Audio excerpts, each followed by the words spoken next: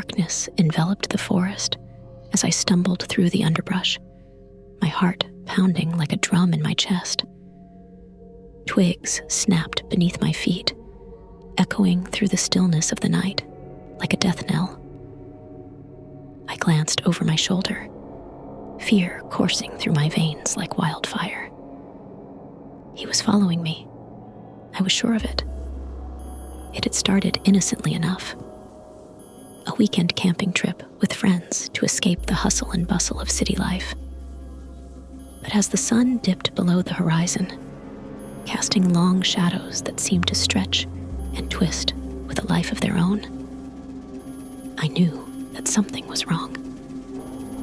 It began with the feeling of being watched, a prickling sensation that crawled up the back of my neck like icy fingers.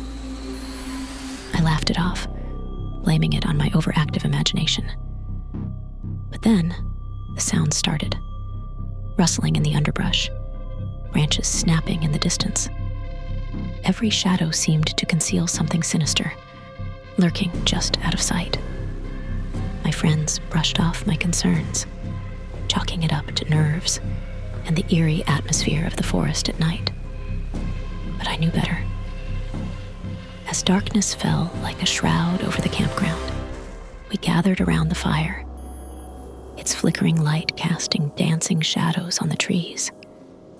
But even the warmth of the flames couldn't dispel the chill that settled in my bones. And then, he emerged from the darkness. A figure stood at the edge of the clearing, his silhouette illuminated by the glow of the fire. He was tall and gaunt, his features obscured by the shadows. But it was his eyes that chilled me to the core, empty and soulless, like the gaze of a predator sizing up its prey.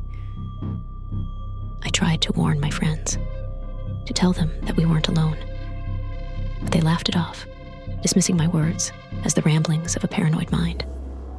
And then, he struck. In the blink of an eye, he was upon us, his movements swift and silent, like a wraith in the night. I watched in horror as he dragged my friends into the darkness, their screams echoing through the forest like a symphony of terror. I ran, the echoes of their screams ringing in my ears like a relentless drumbeat. Branches clawed at my skin, drawing blood as I stumbled blindly through the underbrush. But no matter how fast I ran, I could feel his presence lingering behind me like a shadow. I dared not look back, fearing what I might see lurking in the darkness. Hours passed in a blur of fear and exhaustion, the forest swallowing me whole like a ravenous beast. But still, I pressed on, driven by a primal instinct to survive. I knew that if I stopped, even for a moment, he would find me. And then, just when I thought I couldn't go on any longer, I stumbled upon a clearing. Moonlight streamed through the canopy above, casting a silver glow on the forest floor. Relief flooded through me like a tidal wave as I collapsed to my knees, tears streaming down my face. But my relief was short-lived, for as I looked up, I saw him standing at the edge of the clearing, his eyes gleaming with a hunger that sent shivers down my spine. He smiled, revealing rows of jagged teeth stained with blood. And then he began to stalk toward me, his footsteps silent against the forest floor. I knew then that there was no escape, no reprieve from the horror that pursued me. I was his prey, and he was the hunter, a cannibal of the night, driven by an insatiable hunger for flesh and blood. And as he closed in on me, his laughter echoing through the forest like a death knell, I knew that my fate was sealed.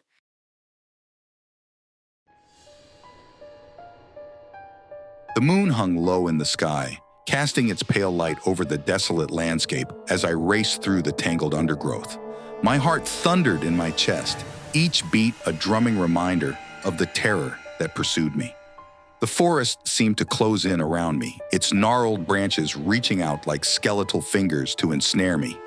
I had stumbled upon this forsaken place by chance, a wrong turn on a deserted road leading me deep into the heart of the wilderness. But it was no ordinary forest. It was a place of ancient secrets where the shadows danced with a life of their own, and the trees whispered of unspeakable horrors. I had heard the stories, whispered tales, of a cannibal who prowled these woods, preying on unsuspecting travelers who dared to wander into his domain. I scoffed at the superstition, dismissing it as the ramblings of frightened villagers. But now, as I ran for my life, I knew that the stories were true. I could hear him behind me, his ragged breaths echoing through the darkness like a savage symphony. His presence seemed to loom over me, a tangible force that threatened to consume me whole. I stumbled over a root, sprawling to the forest floor with a cry of pain. I scrambled to my feet, desperation lending wings to my feet as I fled deeper into the heart of the forest. But the cannibal was relentless, his pursuit unyielding as he closed the distance between us with each passing moment. I could feel his hot breath on the back of my neck, the stench of decay filling my nostrils. I chanced to glance over my shoulder and saw him, a shadowy figure darting between the trees with unnatural speed. His eyes gleamed with an insatiable hunger, his lips drawn back in a feral snarl. I screamed, the sound lost in the oppressive silence of the forest. Tears blurred my vision as I stumbled blindly through the darkness, each step a desperate bid for survival. And then, just when I thought all hope was lost, I saw it. A faint glimmer of light on the horizon, a beacon of salvation in the endless sea of shadows. With renewed determination, I pushed myself forward, ignoring the burning ache in my lungs and the searing pain in my limbs. The light grew brighter with each step, guiding me like a guardian angel through the labyrinth of the forest. And then, finally, I burst through the tree line and into the clearing beyond. The moon hung low in the sky, bathing the landscape in its ethereal glow. I collapsed to the ground, gasping for breath as tears of relief streamed down my face. But even as I lay there, spent and broken, I knew that the nightmare was far from over. For somewhere in the darkness behind me, the cannibal waited, his hunger as insatiable as ever. And as I gazed up at the moon, I knew that no matter how far I ran, I would never truly escape the savage shadows that lurked in the depths of the forest.